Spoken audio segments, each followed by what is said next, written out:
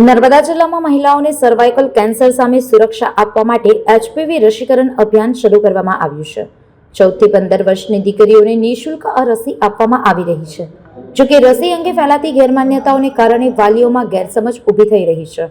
આ મુદ્દે સ્પષ્ટતા કરવા માટે રાજપીપળા ખાતે મુખ્ય જિલ્લા આરોગ્ય અધિકારી ડોક્ટર જનકકુમાર માઢકની અધ્યક્ષતામાં પ્રેસ કોન્ફરન્સ યોજાઈ હતી। તેમણે જણાવ્યું કે HPV રસી સંપૂર્ણ સુરક્ષિત છે અને સરકાર દ્વારા વિનામૂલ્યે આપવામાં આવે છે। આ અભિયાન દ્વારા દીકરીઓની ભવિષ્યમાં ગંભીર રોગોથી સુરક્ષા મળી રહે તે મુખ્ય હેતુ છે।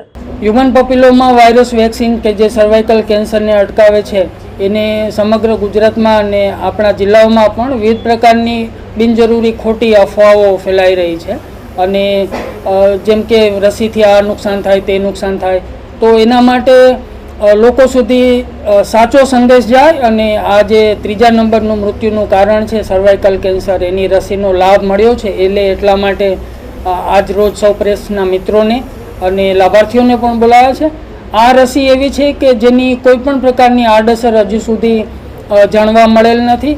ઘણા લોકો એવું માને છે કે આનાથી વંધત્વ આવે કે આમ થાય તેમ થાય, તો એવી પણ કોઈ પણ પ્રકારની આડઅસર હજુ આ વેક્સિનની સાબિત થઈ નથી અને નથી પણ।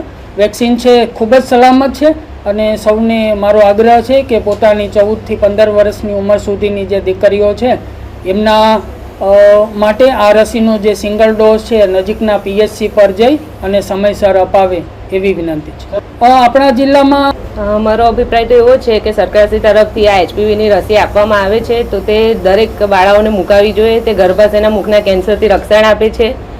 તો મારી વિનંતી દરેક પેરેન્ટ્સને છે કે દરેક છોકરીઓને HPVની વેક્સિન મુકાવે, તેનાથી કોઈ પણ આડઅસર થતી નથી। એક MBBS ડૉક્ટરના અંડરમાં રહીને આ રસી મૂકવામાં આવે છે। અર્બન હેલ્થ સેન્ટર રાજપીપળા ખાતે મેં આ રસી મારી બેબીને મુકાવી છે, તો દરેક વાલીઓ તેનો લાભ લે।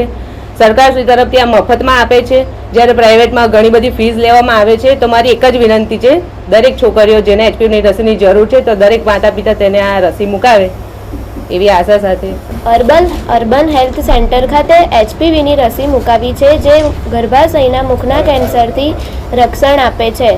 આ રસી મુકાવ્યા પછી કોઈ પણ તકલીફ થઈ નથી, તો હું મારા જેવી બહેનોને વિનંતી કરું છું કે તે આ રસી મુકાવે।